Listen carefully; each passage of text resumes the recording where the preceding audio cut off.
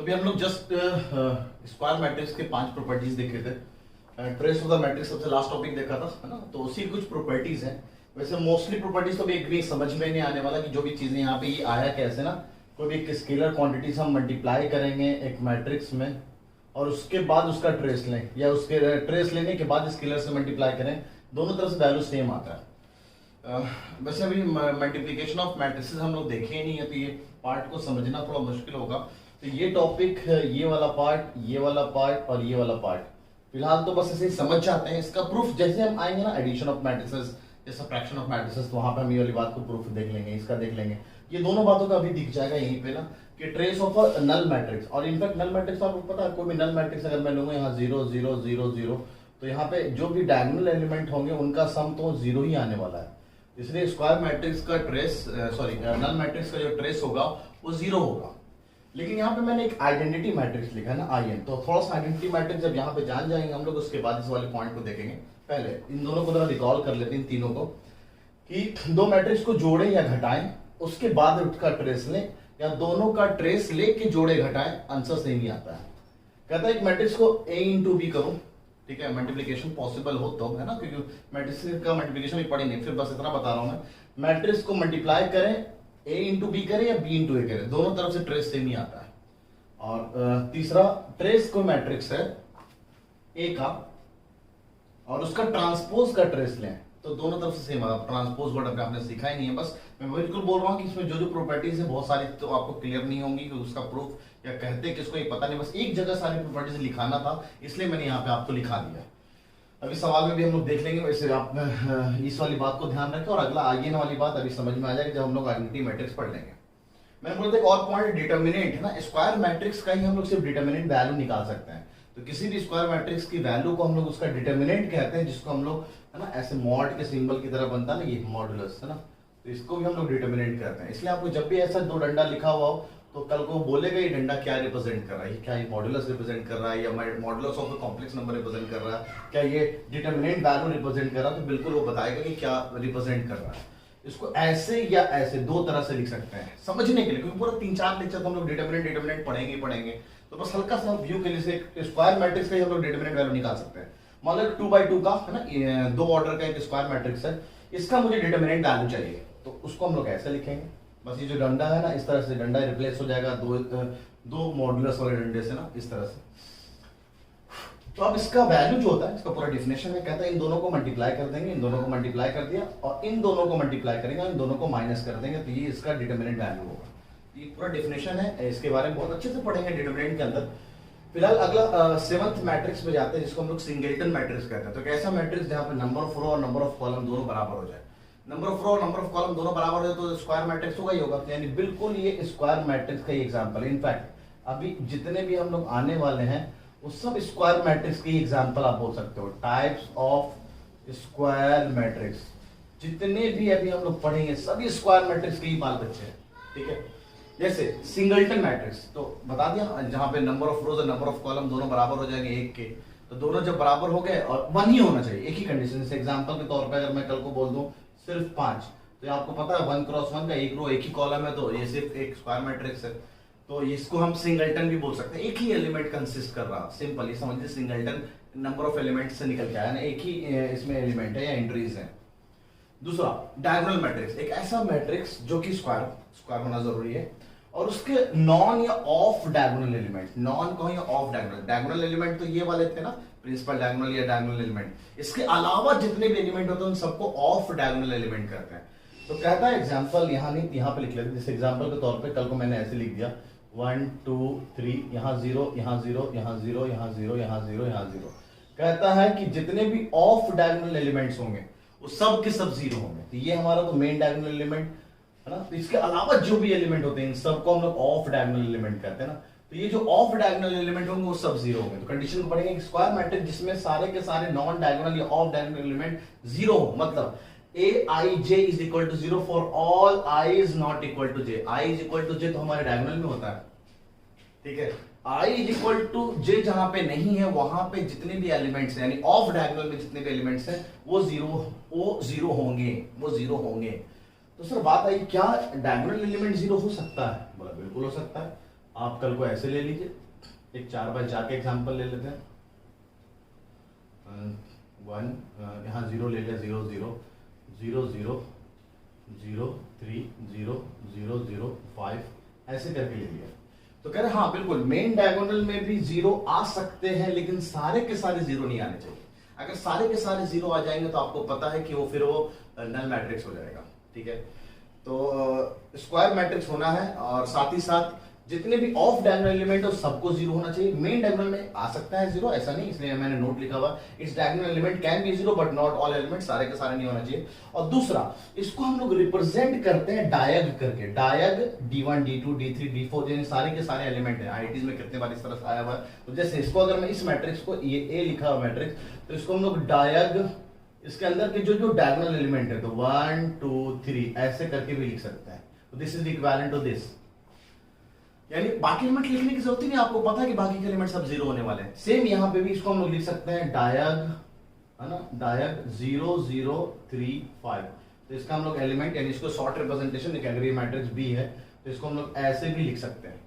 तो ये रिप्रेजेंटेशन बड़ा खास है, इसको आपको पता होना चाहिए कि किसी भी डायगोनल मैट्रिक्स को हम लोग ऐसे लिख सकते हैं। अब आते हैं स्केलर मैट्रिक्स, ध्यान देंगे हम। Square matrix singleton, square matrix diagonal भी हो सकता है, स्क्वायर मैट्रिक्स स्केलर भी हो सकता है। अब ये एक डायगोनल ही मैट्रिक्स है, मतलब ऑब्वियसली स्क्वायर मैट्रिक्स होगा, लेकिन यहाँ पे डायगोनल एलिमेंट यहाँ पे जो दिल में आए वो आ सकता था, है ना, 0 भी आ सकता था, लेकिन सारे नहीं आने चाहिए। यहाँ पे कहना सारे के सारे जितने भी डायगोनल एलिमेंट हैं, प्रिंसिपल डायगोनल एलिमेंट सब के सब सेम होना चाहिए। तो सेम होना चाहिए, तो पहला तो जितने भी ऑफ डायगोनल एलिमेंट है ना, ये वाले ऑफ डायगोनल जो डायगोनल में नहीं आ रहे, आई जहां पे जे के बराबर नहीं है वो तो 0 होना ही होना है। लेकिन जहां जहां आई जे के बराबर है, यानी ये डायगोनल एलिमेंट्स है ना, ये वाला ना आई जे के बराबर होते हैं, तो डायगोनल एलिमेंट्स होते हैं यहाँ पे।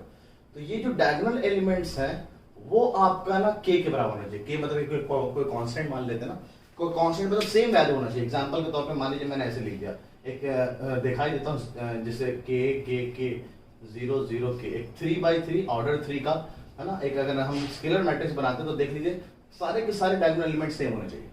एग्जांपल के तौर पे कल को मान लीजिए मैंने ऐसे लिख दिया 2 0 0 2, ठीक है, तो यहाँ पे सिर्फ 2 दिख रहा है, या -2 भी कर देते तब भी कोई फर्क नहीं, नेगेटिव में भी आ सकता है। ठीक है, तो सारे के सारे एलिमेंट एकदम सेम है, प्रिंसिपल डायगोनल एलिमेंट, तो वैसे को हम लोग स्केलर कहेंगे। तो फिर सर यूनिटी मैट्रिक्स या आइडेंटिटी मैट्रिक्स या यूनिट मैट्रिक्स किसी को कहेंगे, पहले तो उसको आई से दिखाते हैं। अब क्या है, यहाँ पे ऑफ डायगोनल एलिमेंट जितने भी हैं, ऑफ डायगोनल एलिमेंट जितने भी, वो तो 0 होने ही होने हैं, लेकिन जैसे ही डायगोनल एलिमेंट की बात आएगी यहाँ पे कोई फिक्स नंबर के होना चाहिए था।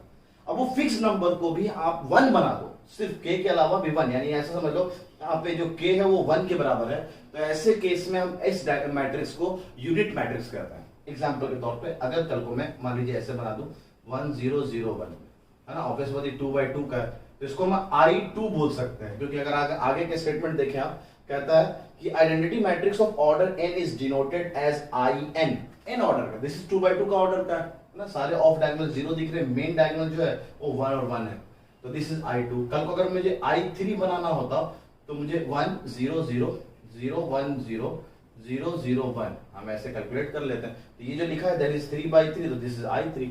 यानी कल को अगर I4 लिखा हो तो आपको समझ में आ जाना चाहिए जितने भी डायगोनल एलिमेंट हैं वो सब के सब 1 है, और जितने भी ऑफ डायगोनल एलिमेंट है, ऑफ, है ना, डायगोनल के अलावा जितने भी एलिमेंट हैं वो सब के सब 0s होंगे।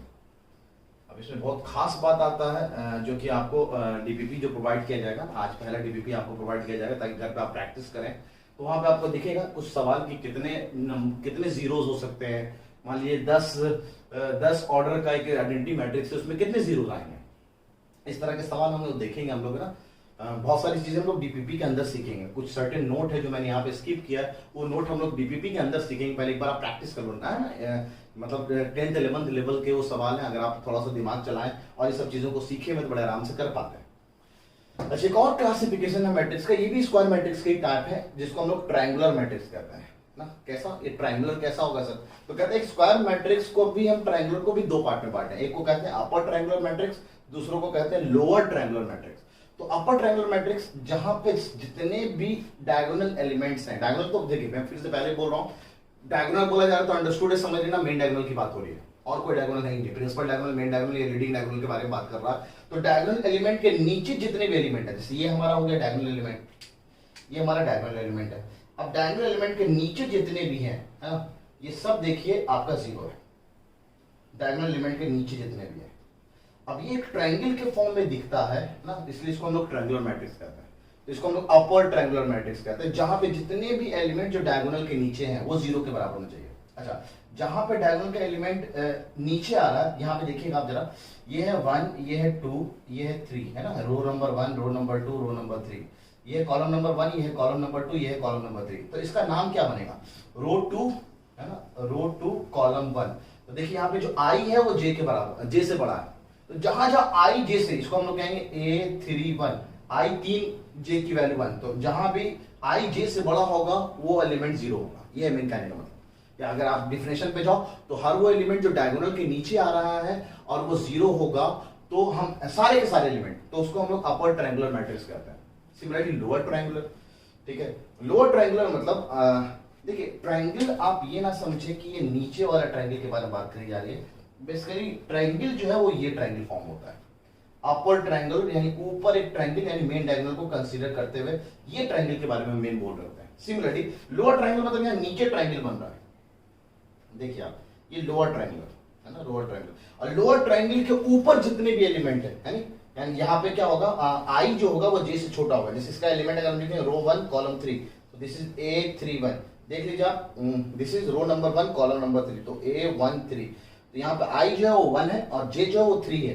तो 3 जे है ना, बड़ा है आई से। तो यहाँ पे जहां जहां आई जे से छोटा होगा वो एलिमेंट आपको जीरो दिखेगा। डेफिनेशन के हिसाब से अगर हम बात करें, हर वो एलिमेंट जो डायगोनल से ऊपर है वो जीरो दिखेगा। जिसको हम लोग लोअर ट्रायंगल, याद करना सिंपल, लोअर इन ट्रायंगल नंबरों का नीचे बन रहा होगा, अपर इन ट्रायंगल नंबरों का ऊपर बन रहा होगा। सही। अच्छा, अब एक सर्टेन नोट जो है सोचने वाली बात, या आप इसमें लिख लेना, मैंने लिखना रह गया है। क्या सर यहाँ पे जो आप जीरो के बारे में बात कर रहे हैं कि जीरो एलिमेंट सिर्फ नीचे आएगा या ऊपर आएगा, क्या बीच में जीरो नहीं आ सकता है क्या? बोला आ सकता है, एक दो जगह यहाँ कहीं पे भी जीरो पड़ा हो, है ना, यहाँ कहीं पे मान लो जीरो पड़ गया हो, आ सकता है, कोई फर्क नहीं। सारे के सारे नहीं आएंगे, अगर सारे के सारे आ जाएंगे तो फिर से नल मैट्रिक्स हो जाएगा ना। तो ध्यान रखेंगे कुछ जीरो हो सकता है, मान लो यहाँ पे एक एलिमेंट जीरो है, there can be possibility that the element in the triangle can be zero, ठीक है। दूसरा नोट, क्या कोई ऐसा मैट्रिक्स है जो अपर ट्रायंगुलर भी है और लोअर ट्रायंगुलर भी है? तो बिल्कुल, कहते हैं diagonal matrix is upper triangular as well as lower triangular. ये अपर ट्रायंगुलर मैट्रिक्स भी कहलाता है, साथ ही साथ ये लोअर ट्रायंगुलर मैट्रिक्स भी कहलाता है। तो एक नोट है और एक पैरा नोट, तो ये दूसरा नोट ये भी लिख लेंगे आप। And diagonal matrix is upper triangular matrix as well as a lower triangular matrix. तो ये दोनों मैट्रिक्स में कंसीडर किया जाता है, ठीक है। तो यहां तक आप वीडियो को पॉज करके जो कुछ भी उतारना आप उतार लीजिए। क्विक रिवीजन करते हैं कि हम लोगों ने टाइप्स ऑफ मैट्रिसेस में कौन कौन तरह के टाइप्स देखे। सबसे पहले हम लोगों ने रो मैट्रिक्स देखा था। रो मैट्रिक्स के बाद हमने कॉलम, रो मैट्रिक्स में single row, column matrix single column. फिर हमने हॉरिजॉन्टल मैट्रिक्स देखा जहां पे हॉरिजॉन्टल एलिमेंट है number of column number of rows से ज्यादा हो जाता है। फिर हमने देखा था हॉरिजॉन्टल के बाद वर्टिकल मैट्रिक्स जहां पे number of rose number of column से बड़ा हो जाता है। फिर हमने देखा था नल मैट्रिक्स जहां पे सारे के सारे एलिमेंट नल हो, या जीरो मैट्रिक्स भी कहते हैं। फिर हमने देखा था स्क्वायर मैट्रिक्स जहां पे number of elements, number of rose and number of column दोनों बराबर हो जाते हैं। स्क्वायर के बाद फिर हम लोगों ने देखा था यहाँ सातवां सिंगलटन एलिमेंट, सिंगलटन मैट्रिक्स जहां पे सिर्फ सिंगल एलिमेंट आ रहा है, नंबर ऑफ रोज और नंबर ऑफ कॉलम दोनों 1 के बराबर होता है। फिर हमने देखा डायगोनल मैट्रिक्स, एक डायगोनल मैट्रिक्स एक ऐसा मैट्रिक्स है जहां पे सारे के डायगोनल एलिमेंट प्रेजेंट होते हैं और जितने ऑफ डायगोनल एलिमेंट होते हैं सबके सब जीरो होते हैं। उसके बाद फिर हम लोगों ने देखा कि स्केलर मैट्रिक्स कहते हैं, एक ऐसा डायगोनल मैट्रिक्स जहां पे सारे के सारे डायगोनल एलिमेंट वो मौजूद हो और वो सबके सब सेम। एंड ऑफ डायगोनल को तो जीरो होना ही होना है ना, क्योंकि ये डायगोनल मैट्रिक्स का ही बेस्ट एग्जांपल है। उसको यूनिटी मैट्रिक्स देखा, यूनिट मैट्रिक्स या आइडेंटिटी मैट्रिक्स देखा जिसको IN से रिप्रेजेंट करते हैं। स्क्वायर होना जरूरी है जहां पे सारे डायगोनल एलिमेंट 1 हो जाते हैं लेकिन ऑफ डायगोनल एलिमेंट जीरो होते हैं। फिर हमने देखा ट्रायंगुलर मैट्रिक्स। ट्रायंगुलर मैट्रिक्स भी दो तरह के होते हैं, एक अपर ट्रायंगुलर मैट्रिक्स होता है, एक लोअर ट्रायंगुलर मैट्रिक्स होता है। अपर ट्रायंगुलर मैट्रिक्स में हमने देखा कि मैट्रिक्स जो होता है अपर ट्रायंगुलर, ट्रायंगल ऊपर बनेगा तो लोअर एलिमेंट जीरोस होंगे, और लोअर ट्रायंगल में ट्रायंगल नीचे बनेगा तो ऊपर वाले जितने भी एलिमेंट होते हैं सब जीरो होते हैं। यहाँ पे समझना बस, आई जहां जहां जे से बड़ा होता है वहां पे एलिमेंट जीरो होता है, यहाँ पे आई जहां जहां जे से छोटा होता है वहां वहां एलिमेंट जीरो होते हैं। तो इसमें से जो कुछ भी आपको उतारना उतार लीजिए, फिर हम आगे और भी एक दो थ्योरी पढ़ते हैं, उसके बाद सवाल में हम लोग जाएंगे ना।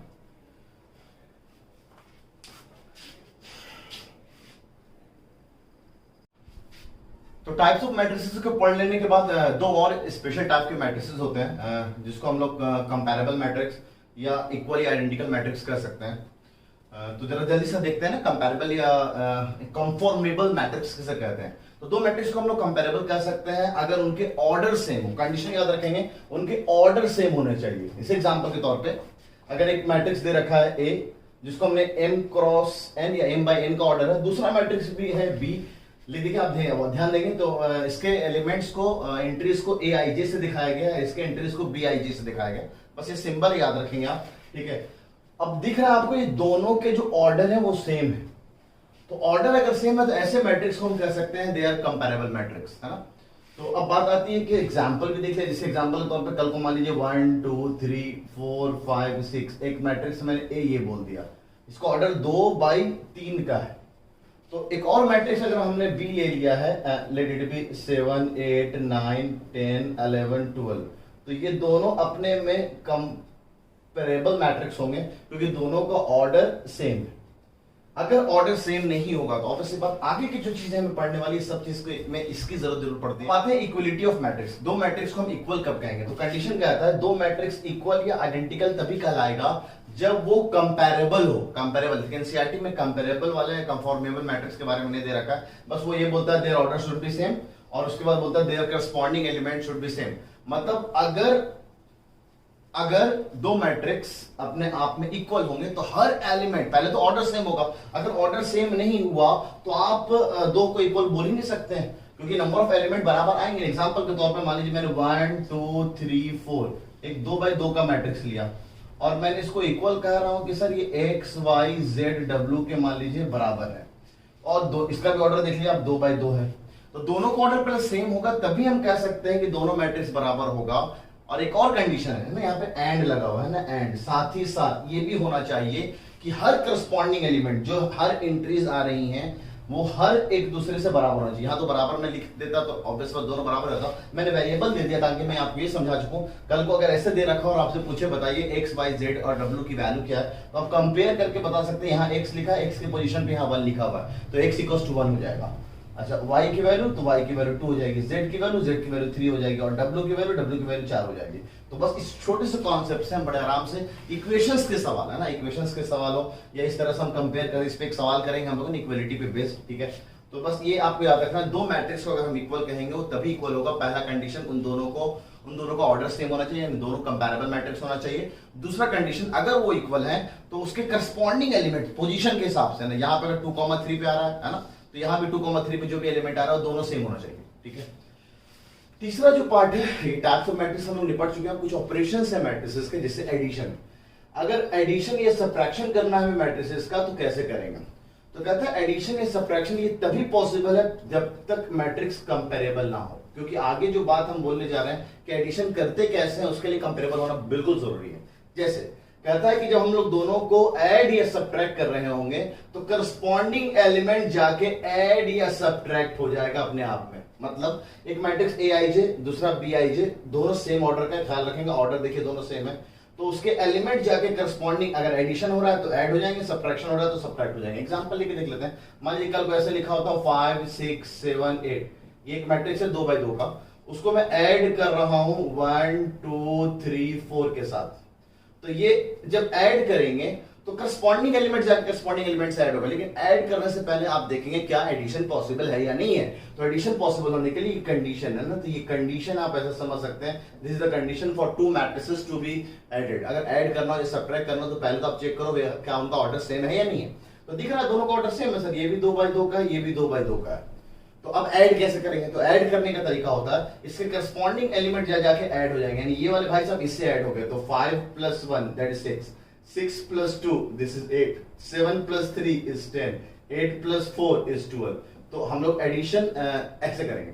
अगर कल को सब्ट्रैक्शन बोल देता, मान लीजिए बी पे माइनस लगा होता, तो उस केस में जो रिजल्ट आ रहा होता 5 में से 1 हटा देंगे तो करस्पॉन्डिंग एलिमेंट जाकर करस्पॉन्डिंग एलिमेंट से घटेगा। 5 में से 1 गया 4, 6 में से 2 गया 4, 7 में से 3 गया 4, 8 में से 4 गया 4, द रिजल्ट इज दिस, है ना, सारे के सारे एलिमेंट सेम हो जाएंगे। तो अब बात आती है कि सर क्या ये सेम चीज हमारे डिटर्मिनेंट्स में भी चलेगा, फिर जब हम डिटर्मिनेंट्स पढ़ रहे होंगे तो उसमें एडिशन कैसे करेंगे। कहते हैं डिटर्मिनेंट में ये वाला जो चीज है ना, कल को मैं मान लीजिए एक मैट्रिक्स है 5 6 7 8, 2x2 का एक मैट्रिक्स लिया जिसको मैं ऐड कर रहा हूं 1 2 3 4, सॉरी ना डिटर्मिनेंट ले रहे हैं हम लोग 5 6 7 8 और 1 2 3 4, इस मैट्रिक्स का डिटर्मिनेंट वैल्यू, इस मैट्रिक्स का डिटर्मिनेंट वैल्यू। और इन दोनों को ऐड कर दें अगर इसी अंदाज में कि ये 6, 8, 10, 12 के बराबर आएगा, तो कहते हैं एकदम गलत है, ऐसा होगा ही नहीं। मतलब इसमें एलिमेंट्स करस्पॉन्डिंग ऐड नहीं कर सकते। अगर आपको भरोसा नहीं है तो एक बार आप चेक कर सकते हो, क्योंकि मैंने आपको बताया था मैट्रिक्स की वैल्यू कैसे कैलकुलेट करते हैं, 2x2 एक डिटरमिनेंट वैल्यू कैसे कैलकुलेट करते हैं 2x2 मैट्रिक्स का। तो 2x2 मैट्रिक्स से इन दोनों को मल्टीप्लाई करके देख लो। मतलब बेसिक से जाते हैं कि अगर दोनों तरफ से सेम आंसर आएगा तो यानी हम ऐसा कर सकते हैं 5, 8, 40, 40 माइनस 7 छके 42, तो 42 कर देंगे तो यहां से तो आ रहा है -2। अच्छा 4 माइनस 6, 4 माइनस 6 इज -2, और -2 को -2 से ऐड करेंगे तो इधर तो -4 आ रहा है सर, तो इधर से भी -4 आना चाहिए डिटरमिनेंट को कैलकुलेट करने के बाद। तो यानी दोनों तरफ से सेम होगा आंसर। तो ये 6 72, दिस इज 72 और दिस इज 80, तो माइनस का 80, द रिजल्ट इज -8। क्या ये दोनों सेम है? बोला बिल्कुल सेम नहीं है। दोनों अगर सेम होता तो बेसिक से कैलकुलेट करने के बाद भी सेम आ रहा था वैल्यू, यानी जो आप एडिशन ऐसे कर रहे हो करस्पॉन्डिंग एलिमेंट को ऐड कर दे रहे हो, डिटरमिनेंट में ऐसा नहीं होता है। तो सर डिटरमिनेंट में होता कैसा है, डिटरमिनेंट में कैसे करते हैं एडिशन, तो वहां सीखेंगे डिटरमिनेंट में। तब भी मैं बताता हूँ डिटरमिनेंट का ऐड करने के लिए सारे के सारे रोज किसी भी रो या किसी भी कॉलम के अबाउट ऐड करते हैं, और उसके लिए कंडीशन है जिसके मान लीजिए जिसके अबाउट अगर आप ऐड कर रहे हैं ना, तो बाकी जितने भी रोज या कॉलम है सबको सेम होना पड़ेगा। तो एग्जांपल उसी वक्त देख लेंगे ज्यादा अच्छे। मान लीजिए मैं एक थोड़ा आसान बताता हूँ, जैसे ये 5, 6, 7, 8 है और ये 1, 2 से जाके ऐड होना, तो यहाँ पे भी 7, 8 होना जरूरी है, तभी जाके ये एडिशन पॉसिबल होगा। अब हम यहाँ ऐड करके लिख सकते हैं, ये जाके से ऐड हो जाएगा 6 हो जाएगा, ये जाके से ऐड हो जाएगा 8 हो जाएगा, और ये रिजल्ट 7 और 8, ये दोनों ऐड नहीं होंगे, ये रिजल्ट 7 और 8 ही रहेगा सिर्फ। तो उस केस में ये बात सही हो जाती है। तो डिटरमिनेंट बहुत से सीखेंगे, डिटरमिनेंट के अंदर एडिशन ये सब्ट्रैक्शन भी कैसे करते हैं, तो उसमें डिटरमिनेंट में ऐसा नहीं होता, बस थोड़ा सा मैं आपको आइडिया है ना, मैट्रिक्स से डिटरमिनेंट साथ साथ पढ़ेंगे ना, तो साथ साथ पढ़ेंगे तो बहुत सारी प्रॉपर्टीज आप अभी देखते रहेंगे, ये आपके लिए ज्यादा फायदेमंद होगा। आते हैं प्रॉपर्टीज की तरफ। देखिए प्रॉपर्टीज कॉम्पिटिटिव, एसोसिएटिव, डिस्ट्रीब्यूटिव वगैरह जो चीजें चल रही हैं, कहते हैं मैट्रिसेस में नंबर्स जैसे पढ़ते हैं ना, बचपन में आप पढ़ते होंगे 5th 6th में, नंबर्स का एडिटिव प्रॉपर्टी, रियल नंबर का है ना, नेचुरल नंबर का वगैरह वगैरह, क्लोजर प्रॉपर्टी, सब प्रॉपर्टीज पढ़ते हैं। ये प्रॉपर्टीज आपको 11th 12th में 4 बार फिर से पढ़ना होगा। एक बार तो मैट्रिसेस के लिए सब चीज चलेगा, अभी एडिशन में क्या होगा नहीं होगा, अभी मल्टीप्लिकेशन में आएगा, अभी तो स्केलर से मल्टीप्लाई कर रहे हैं, अभी 2 मैट्रिक्स के मल्टीप्लिकेशन में फिर से प्रॉपर्टीज बहुत लौट के आएंगे। तो अगला टॉपिक वही है ना, multiplication of 2 matrices, multiplication of A matrix bye a scalar है यहाँ पे फिलहाल। अभी 2 मैट्रिक्स का मल्टीप्लिकेशन देखेंगे तो ये प्रॉपर्टीज और आएंगी, कॉम्पिटिटिव, एसोसिएटिव, डिस्ट्रीब्यूटिव वगैरह वगैरह। एक तो मैट्रिसेस में आप देखेंगे, दूसरा जो आप 12th क्लास में वेक्टर्स जब पढ़ते हैं तो वेक्टर्स का ये सब प्रॉपर्टीज फिर से आता है। और शायद आपने सेट थ्योरी अगर पढ़ा होगा तो सेट थ्योरी में ना सेट्स का प्रॉपर्टीज, क्या वो सेट्स कॉम्पिटिटिव होता है, एसोसिएटिव होता है वगैरह वगैरह, डिस्ट्रीब्यूटिव होता है यूनियन का, इंटरसेक्शन का। और एक बार और आपने कॉम्प्लेक्स नंबर के अंदर अगर ध्यान हो 11th क्लास में 2 टॉपिक, सेट्स में भी एक बार सेम चीजें आती हैं, कॉम्प्लेक्स नंबर की भी आती है ना, 2 नंबर अगर कॉम्प्लेक्स नंबर को अगर कॉम्पिटिटिव होगा तो क्या रिजल्ट है, कॉम्पिटिटिव होता है या नहीं होता है, ठीक है, एसोसिएटिव होगा तो कैसे रिजल्ट उसको यूज करेंगे, है ना। तो इसलिए पहले फिलहाल तो अभी मैट्रिसेस पढ़ रहे हैं, तो मैट्रिक्स से ना 11th 12th में 4 बार नंबर को फिर से सीखोगे आप, 4 बार इन चीजों को फिर से लौट के आएगा।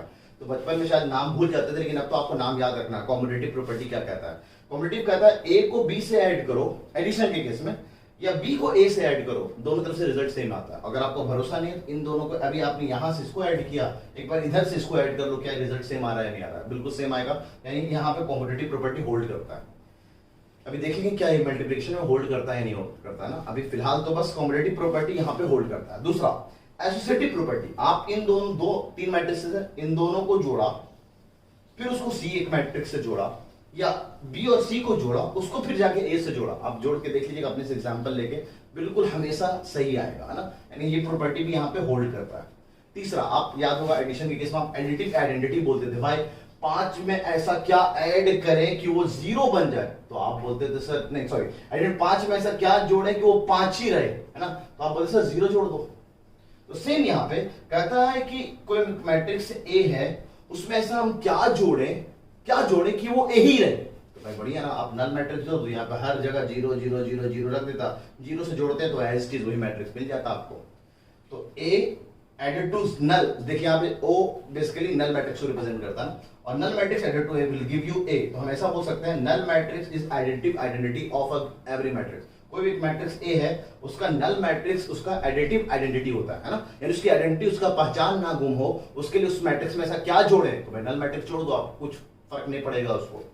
अच्छा, एडिटिव इनवर्स कहता है एक मैट्रिक्स में, किसी मैट्रिक्स ए है, उसमें ऐसा क्या जोड़े कि वो नल मैट्रिक्स हो जाए। जैसे नंबर्स के केस में अगर आपको याद होगा, सर 10 में ऐसा हम क्या जोड़े कि वो 0 बन जाए, तो आप बोलते सर इसका जस्ट निगेटिव से आप ऐड कर दो, है ना, तो 10 कैंसिल होकर वो 0 बन जाएगा। लेकिन यहाँ पे मैट्रिक्स के केस में एक मैट्रिक्स ए है, उसमें हम ऐसा क्या जोड़े कि वो नल मैट्रिक्स, फिर से मैं रिकॉल कर रहा हूं, यहाँ पे 0 नहीं होता है, जब भी मैट्रिक्स की बात आती है तो नल मैट्रिक्स की बात आती है। एक मैट्रिक्स ए है, इसमें ऐसा क्या जोड़े कि वो नल मैट्रिक्स यानी 0 के बराबर आ जाए ना, नल मैट्रिक्स के बराबर हो जाए।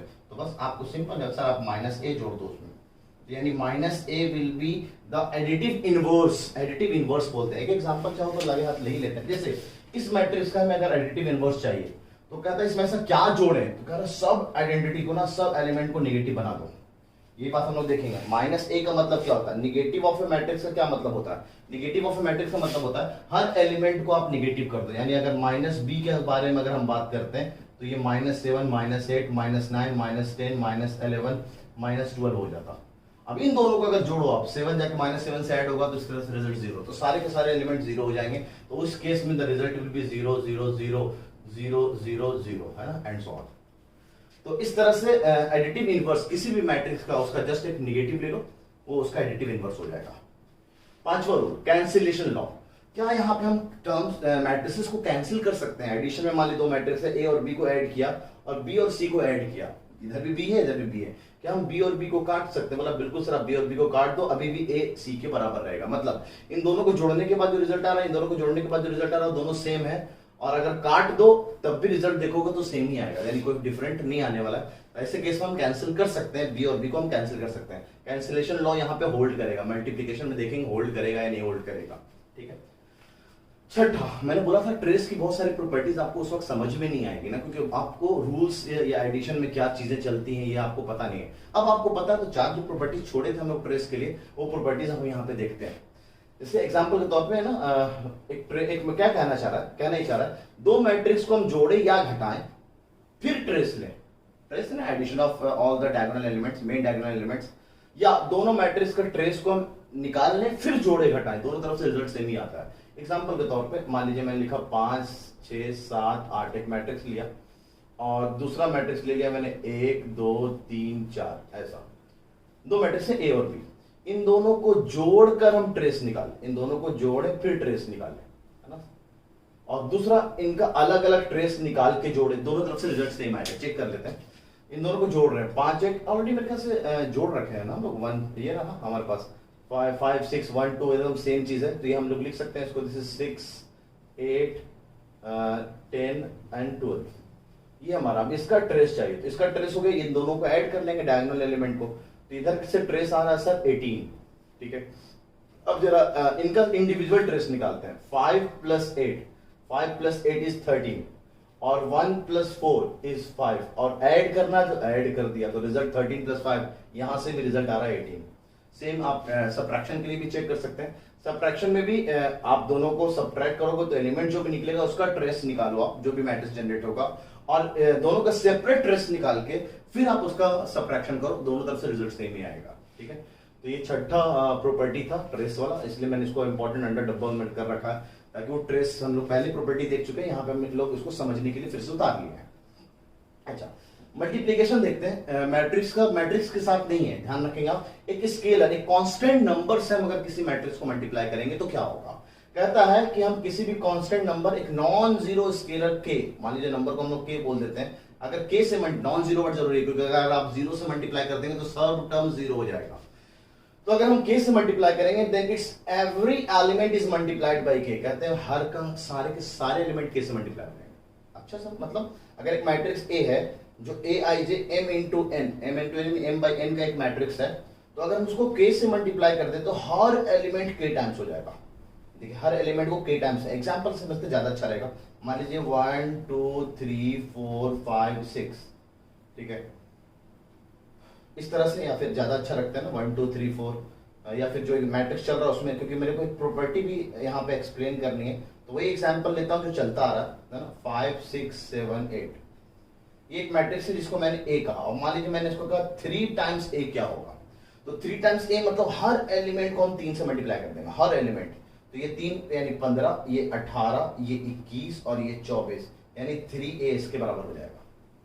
बड़ा अच्छा है, बड़ा अच्छा है। मतलब हर एलिमेंट को हम जितना भी आप आगे मल्टीप्लाई हुआ है उससे हम मल्टीप्लाई कर देंगे, ठीक है। तो सर जब मल्टीप्लाई किए तो कल को हम कॉमन भी निकाल सकते हैं, यानी कल को अगर हम चाहें तो इसको ऐसे भी लिख सकते हैं ना, 3 टाइम्स a 5 6 7 8, बोलो बिल्कुल लिख सकते हैं, कोई एतराज नहीं। यानी कल को अगर यहाँ पे एक मैट्रिक्स बना था सर एकदम सारे एलिमेंट सेम थे, 4 4 4 4, देखिए आप, तो यहाँ से हम 4 कॉमन निकाल सकते हैं, बोला बिल्कुल। इसको 4 टाइम्स 1 1 1 1 ऐसे करके भी लिख सकते हो आप। तो जब आप मल्टीप्लाई कर रहे हैं तो कॉमन भी अगर निकलेगा तो इसी हिसाब से हर एलिमेंट में वो सेम नंबर प्रेजेंट होना चाहिए, तभी आप कॉमन निकाल पाएंगे, ठीक है। ऐसा डिटर्मिनेंट के साथ नहीं होता है। डिटर्मिनेंट में क्या होता है ये थोड़ा सा जान जाते हैं हल्का सा। यहाँ पे मैंने डिटर्मिनेंट लिखा था, अगर मैं 2 से मल्टीप्लाई करूंगा तो वो जाके किसी एक रो या किसी एक कॉलम, या तो इन दोनों में से किसी एक रो में या किसी एक कॉलम में जाके मल्टीप्लाई होगा। यानी अगर मुझे कॉमन भी निकालना होगा तो किसी एक रो में पूरा अगर कॉमन है सेम नंबर, तो वो उस रो से कॉमन निकल जाएगा। हर रो से अलग अलग नंबर कॉमन निकाल सकते हो, सेम हर अलग अलग कॉलम से नंबर कॉमन निकाल सकते हो। देखिए मैं बस अभी रिपीट करा रहा हूँ, सब बातें हम डिटरमिनेंट बहुत अच्छे से सीखे, बस ये मैं आपको बता रहा हूँ डिटरमिनेंट में ऐसा नहीं होता है। डिटरमिनेंट में एग्जैक्टली क्या होता है उस वक्त हम एग्जाम्पल के तौर पे देखेंगे तो ज्यादा अच्छे समझ में आएगा। बस मैं आपको बता रहा हूँ कि डिटरमिनेंट में ऐसा नहीं होता है। अच्छा, इसकी सर्टेन प्रॉपर्टीज है कि अगर हम इसका निगेटिव कर दें किसी मैट्रिक्स का, यानी a का माइनस a बोले तो क्या होगा, तो हमने थोड़ा देर पहले बताया हर एलिमेंट का माइनस a का बेसिकली होता क्या है, minus a is minus 1 times a, यानी you are multiplying -1 with each and every element, है ना, या you are multiplying -1 with the given matrix a, given matrix a से आप -1 मल्टीप्लाई कर रहे हैं। तो जैसे मान लीजिए कल को मैं इसी का -a बोलूंगा तो क्या होगा, जितने भी एलिमेंट है सब निगेटिव हो जाएंगे, तो -5 -6 -7 -8 ये बन जाएगा उस केस में, ठीक है। तो नेगेटिव ऑफ मैट्रिक्स का मतलब समझेंगे, नेगेटिव ऑफ वेक्टर भी आप जानते होंगे शायद, फिजिक्स बताया होगा ना, नेगेटिव ऑफ वेक्टर, वेक्टर का डायरेक्शन को उलट देता है। तो यहाँ पे नेगेटिव का मतलब होता है कि आप हर एलिमेंट को -1 से मल्टीप्लाई कर देंगे। अगर जो कोई एलिमेंट पहले से नेगेटिव है तो नेगेटिव विल बी पॉजिटिव, अगर तो -8 हो तो -8 × -1 विल बी 8, यहाँ पे 8 हो जाता, तो उसका ख्याल रखेंगे आप। दूसरा सर, दो मैट्रिक्स को जोड़ा या घटाया, फिर उसके बाद एक स्केलर को मल्टीप्लाई किया, या स्केलर को मल्टीप्लाई करके जोड़ा या घटाया, तब भी कोई फर्क नहीं आएगा। कहने का मतलब दो मैट्रिक्स हैं, इन दोनों को जोड़ने के बाद ये आया, ठीक है। या यहां पे मैंने इसको 2 टाइम्स कर दिया, इसको 3 टाइम्स कर दिया, है ना, मान लीजिए इसको 2 टाइम्स कर दिया, इसको 3 टाइम्स कर दिया। 2 टाइम्स करने के बाद जो आया और 3 टाइम्स करने के बाद जो आया उसको जोड़ा, वो रिजल्ट आए। या अपन जोड़ लें, है ना, या फिर यहाँ पे सेम नंबर, तो यहाँ पे आप देख लीजिए सेम नंबर से मल्टीप्लाई, तो यहाँ भी आप 2 टाइम्स कर लीजिए ना, तो यहां भी अगर आप दोनों तरफ से 2 से मल्टीप्लाई है, 2 कॉमन ले लें, फिर जोड़े, फिर आप मल्टीप्लाई करें, दोनों तरफ से रिजल्ट सेम ही आएगा, है ना। अच्छा, कह रहा है कि सर k टाइम्स a है और l टाइम्स a है, ऐड या सब्ट्रैक्शन, 5 आम को ऐड कर दिया 6 आम से, ये समझ सकते हैं, a इज आम, आम को ऐड कर रहा है, तो बिल्कुल आम ऐड हो जाएगा, 5 आम प्लस 6 आम इज 11 आम, 6 प्लस 5 11 आम हो जाएगा। अगर 6 आम माइनस 5 आम, तो हम सब्ट्रैक्शन भी कर सकते हैं, 6 आम में से 5 आम चला गया, यानी a से सब्ट्रैक्ट होगा। कल को यहाँ अगर b होगा तो हम a को b से सब्ट्रैक्ट नहीं कर सकते, है ना। सेम अगर आपको जोड़ना है तो नहीं जोड़ सकते हैं आप, है ना, कहते हैं आम से जुड़ेगा, जैसे अपना फोर्सेज में फोर्स को फोर्स से जोड़ सकते हैं, फोर्स को एक्सलेशन से नहीं जोड़ सकते आप, स्पीड से नहीं जोड़ सकते आप, तो सेम क्वांटिटी ऐड होगा, तो सेम मैट्रिक्स को हम अपने में ऐड कर पाएंगे। स्केलर की बात हो रही है, स्केलर यानी अगर 5 टाइम्स a होगा और 6 टाइम्स a होगा, तो 5 times a plus 6 times a, तो 11 टाइम्स a हो जाएगा, ऐसा हम कर सकते हैं। सेम सब्ट्रैक्शन में भी हम जा सकते हैं। अच्छा सर, 2 × 3 टाइम्स a हो, या 3 × 2 टाइम्स a हो, या 3 × 2 टाइम्स a, या 2 टाइम्स 3 टाइम्स a हो, ऐसे करके हो, यानी किसी को किसी से मल्टीप्लाई करने के बाद सबको आप मल्टीप्लीकेशन के तौर पे k l a ऐसे करके लिख सकते हैं आप, यानी सब अपने आप में मल्टीप्लाई हो जाएंगे, यानी 3 times 2 times of this matrix, तो इनडायरेक्टली आप उसको 6 टाइम्स ऑफ 5 6 7 8 बोल सकते हैं। अच्छा, ट्रेस वाली बात आई फिर से कि आप मैट्रिक्स को किसी सर्टेन स्केलर से मल्टीप्लाई करें, कांस्टेंट नंबर से मल्टीप्लाई करें, फिर ट्रेस निकालें, या ट्रेस निकाल के वो नंबर को मल्टीप्लाई करें, दोनों तरफ आंसर सेम आएगा। कहने का मतलब अगर ये मैट्रिक्स है तो इसका ट्रेस कितना आ रहा है, इसका ट्रेस a का आ रहा है 5 3 5 और 8 5 और 8 इज 13 आ रहा है, 13। अब 13 आ रहा है, अब इसमें मैं 3 मल्टीप्लाई कर दूं, 3 मल्टीप्लाई, क्योंकि यहाँ अगला मैं 3a का निकालने वाला हूँ, तो इसको 13 इंटू 3 करेंगे, द रिजल्ट इज 39। तो मैंने ट्रेस निकाल के 3 से मल्टीप्लाई किया तो 39, या 3 से मल्टीप्लाई करके हमने मैट्रिक्स जनरेट कर लिया। अब इसका हम ट्रेस निकालें, ट्रेस ऑफ 3a, तो देखिए 15 प्लस 24 इज 39, तो दोनों तरफ से रिजल्ट सेम ही आ रहा है। तो कहना क्या चाह रहा है, क्या नहीं चाह रहा है कि आप मैट्रिक्स को एक सर्टेन स्केलर से मल्टीप्लाई कर दो फिर ट्रेस निकालो, या ट्रेस निकाल लो फिर मल्टीप्लाई करो, रिजल्ट में कोई फर्क नहीं आता, दोनों तरफ से सेम रहता है। ये भी हम लोग ट्रेस में जाके प्रॉपर्टी देखे थे, यहाँ पे मैंने डब्बे में बंद कर रखा ताकि आपको ध्यान रखे, ट्रेस में लिख चुके हैं ये प्रॉपर्टी, फिर से लिख लेंगे तो कोई एतराज नहीं, समझने के लिए मैं एग्जाम्पल भी आपको साथ साथ दे रहा था। अब बात आई कि सर अगर हमें अब इसको उतारना है, तो बिल्कुल आप इसको उतारें, वीडियो को पॉज करके अच्छे से उतारें, क्योंकि इसके बाद हम लोग काबिल हो चुके हैं कि अब हम लोग एनसीईआरटी का एक एक्सरसाइज करने से पहले मैं चाहूंगा कि इसमें कुछ सवाल करा दूं। तो 3 से 4 सवाल आएंगे जिसमें हम लोग जो जो चीजें अभी टाइप्स ऑफ मैट्रिसेस तो हम सवाल नहीं करा सकते हैं, डायरेक्ट वो वर्बल चीजें ना, थ्योरेटिकल चीजें आपको टाइप्स के बारे में पता होना चाहिए था। ट्रेस पे हम लोग सवाल कर सकते हैं क्योंकि न्यूमेरिकल पार्ट है वहां पे, और जो भी हम लोग यहाँ पे एडिशन सब्ट्रैक्शन या मल्टीप्लिकेशन बाय स्केलर पढ़ा है उसमें हम लोग सवाल कर सकते हैं। तो वीडियो को पॉज करके जो कुछ भी आपको यहाँ पे उतारना है आप इसमें से उतार लीजिए, ठीक है। फिर हम लोग इस पे बेस्ड 3-4 सवाल